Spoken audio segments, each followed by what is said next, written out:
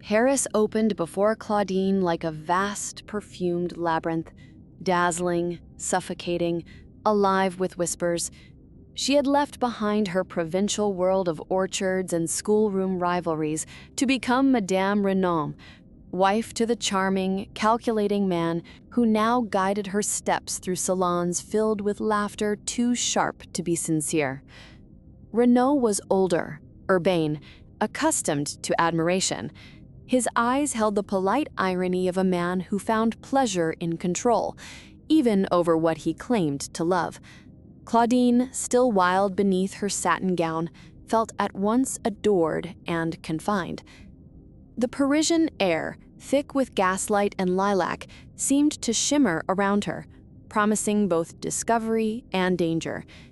Their apartment was elegant.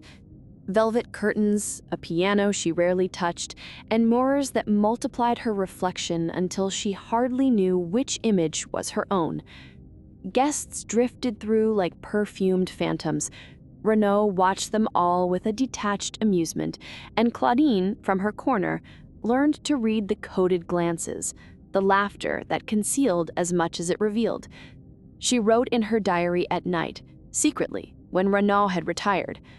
"Paris is a mask," she wrote, "and I, who thought myself fearless, am learning the art of smiling while suffocating." Still, there were moments of beauty, morning walks along the Seine, the glint of light on the water, the scent of roasted chestnuts, the stray cat that pressed against her skirts as though recognizing her loneliness. She told herself she loved Renaud, or at least the idea of being loved by him. Yet even in her tenderness, there was an unease she could not name, a tension coiled beneath her composure. Beneath the glitter of the city, Claudine sensed the faint hum of something forbidden, the restlessness of a woman who was awakening, not to romance, but to herself. The rhythm of Paris life swept Claudine into its current. Luncheons, soirees, whispered intrigues that fluttered around her like silk scarves. Renaud delighted in presenting her as a jewel of his collection, a bright, unpredictable ornament that amused his circle. Yet the more he praised her, the more she felt the invisible leash tightening around her throat. Among Renaud's friends was Rezi, his former mistress, still beautiful, with eyes that glittered like tarnished silver. Rezi fascinated Claudine, not for her charm, but for her fragility, her laughter too quick, her silences too long. Between them grew a strange intimacy, half curiosity, half sympathy. Claudine watched the woman's every gesture, the way her fingers trembled when Renaud spoke to her, the nervous smile that barely hid humiliation. Renaud encouraged their friendship, perhaps amused by the idea of his wife comforting his discarded lover. He underestimated Claudine's instinct, sharp as a blade beneath her calm. Through Rezi, she began to see the pattern of Renaud's life, the subtle cruelty, the manipulation, the pleasure he took in testing hearts. But fascination blurred into something deeper.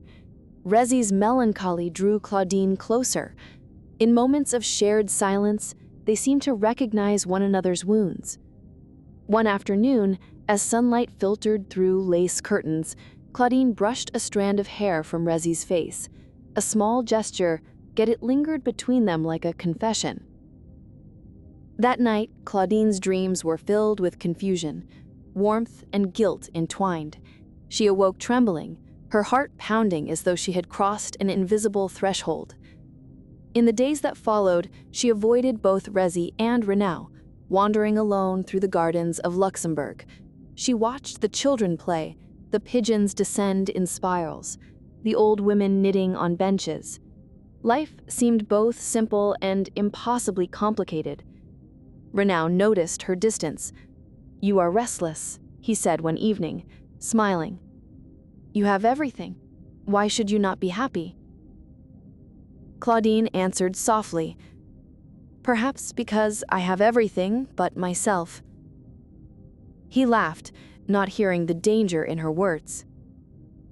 The house had become a stage for quiet war. Renaud, sensing Claudine's rebellion, began to wield affection as a weapon, a touch that burned, a compliment that stung. He alternated tenderness and sarcasm, each gesture meant to remind her of his power. Claudine endured it in silence, her inner world shifting like a tide.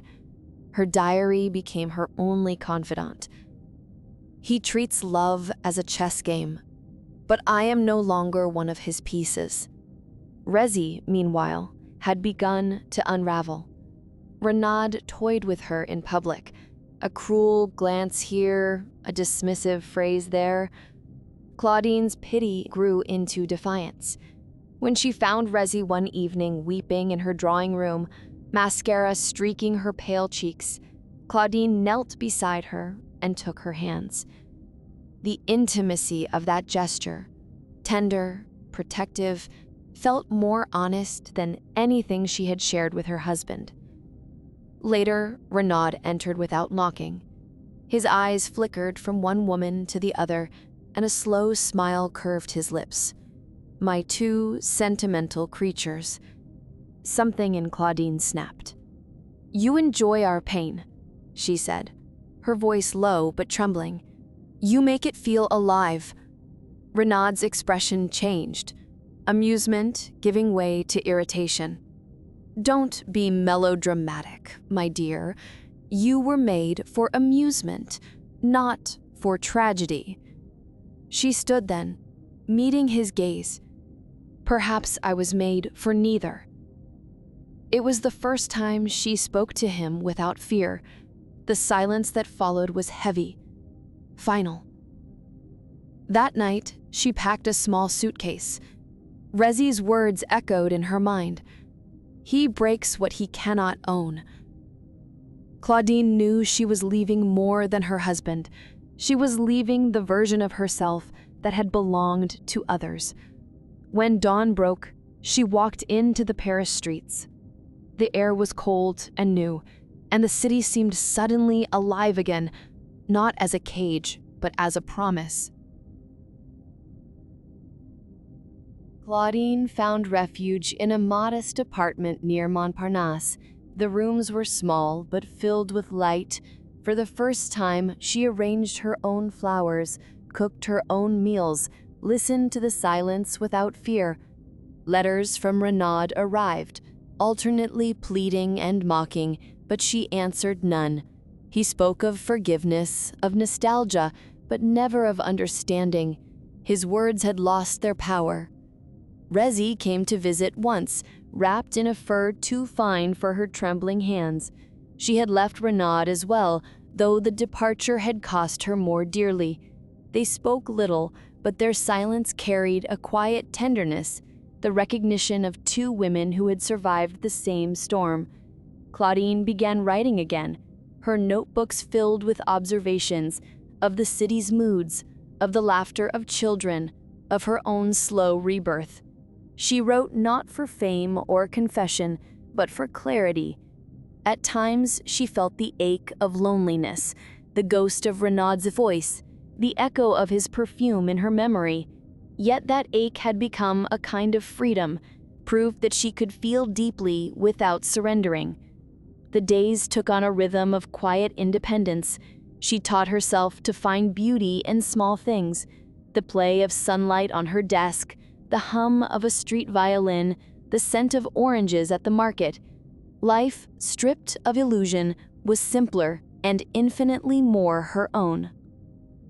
Months passed, and spring returned, tender, fragrant, unashamedly alive. Claudine had grown calmer, her restlessness transmuted into something steadier, self-possession. She no longer needed rebellion. She had replaced it with quiet mastery. One morning, as she walked along the Seine, she saw Renaud from afar. Older, diminished, his elegance dulled. He did not see her. She watched him disappear into the crowd, and for the first time felt nothing but peace. That evening, she opened her window to the smell of blooming wisteria. She wrote a final line in her journal. "I am no longer someone's wife nor someone's child. I am simply Claudine, and that is enough." Her reflection in the glass smiled back, the same mischievous eyes, but steadier now, filled with a knowledge that could not be unlearned. The city beyond glittered not as a lure, but as an accomplice to her freedom. Paris, which had once imprisoned her, now mirrored her transformation. In its countless lights, she saw her own rebirth, the shimmer of a woman who had finally come home to herself.